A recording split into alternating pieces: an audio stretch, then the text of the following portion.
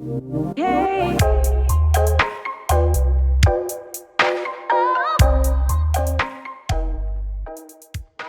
I think the biggest thing that we should start with is maybe generally what does our anxiety look like to us? Because I think that would be really helpful for people to understand. Like, what are my anxious fears or feelings? And I can tell you right now. Yeah, what they you are. go first. Can I take this wig off? I'm itchy. You are? Oh, I can't do it. but she looks so good. Oh God, that feels good. She's crazy. I'm gonna keep my wig on for a little longer because she's a moment. Anyway, I would say that my biggest anxiety feelings right now to date are not being.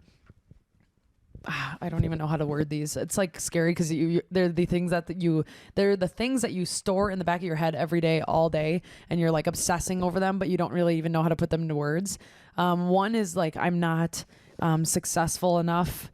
I'm not going to be successful enough. I'm not challenging myself enough at work. I'm like not going to do enough to get what I want or help my people. That's like one obsession that I always worry about.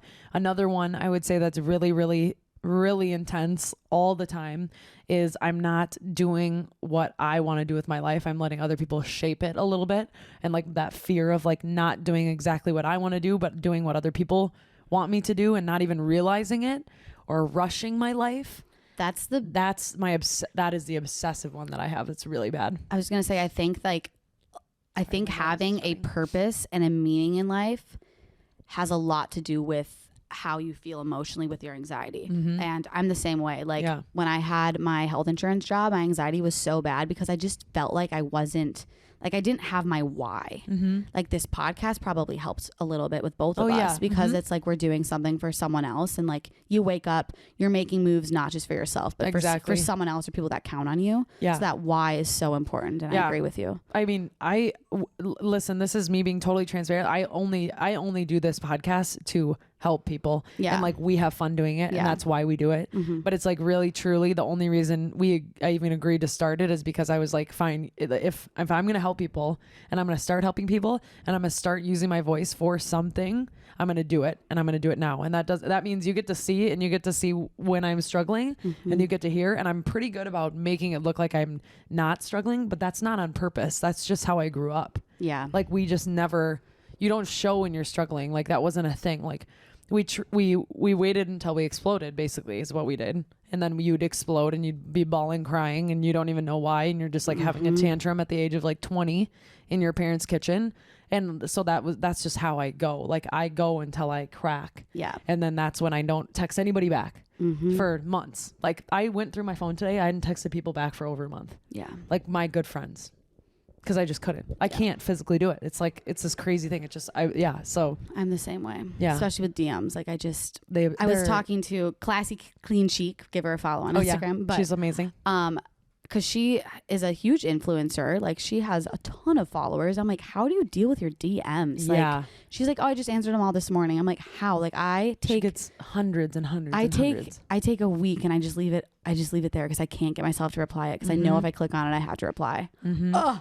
What is making you anxious right now? No, I just want to know, like making it real and making it. Like, I mean, I'm similar to you. Like I want to succeed. We're both perfectionists, and I think that manifests in both of us in certain ways. And too much at times. Yeah, too much at times. But obviously, it's very motivating, and we got shit done, and like we follow our dreams, and we make moves to like make sure we're happy and make sure we're following like genuinely what we want to do. And I think it comes with time to kind of figure that out yourself. But my anxiety right now is really bad, and for me, like I used to think there was no triggers. Like my mom would be like, well, just breathe. Like, are you nervous about your Chicago trip this week? I'm like, Mom, that's not how it works. Yeah. Like there's nothing in particular that I'm anxious about. I have an anxiety disorder.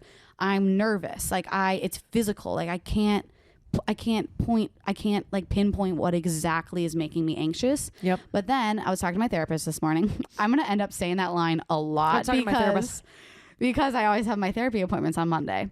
And she's like, there is usually some sort of trigger. And so she was like, tell me a little bit more, blah, blah, blah. And she was like, well, maybe your past relationship, I won't even call it a relationship because it wasn't. It was never official, whatever.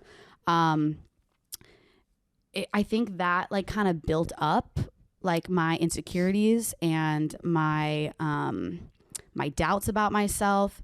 It built up like anxious feelings that kind of brought me back to childhood. And I thought it was fine, but I think that built up. And then again, my burnout with all my jobs built up. I wasn't sleeping very well. And then I crack. Yep. And, yeah. And then I deal with insomnia. So what happens is when I get anxious, like I go to bed at night and I am about to fall asleep and then I feel my heartbeat really, really fast. It feels like you have a second heartbeat. It feels like you have a second heart.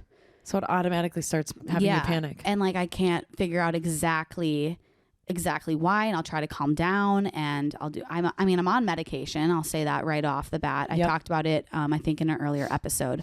I've been on anxiety medication for like 5 years, and I will say that it did change my life, but obviously, as you can tell, I still deal with it. Yeah, so like it's still prevalent. Now I'm gonna up my dose a little bit because I've been on a really low dose for about 3 years now. So I might up my dose a little bit to kind of level things out again.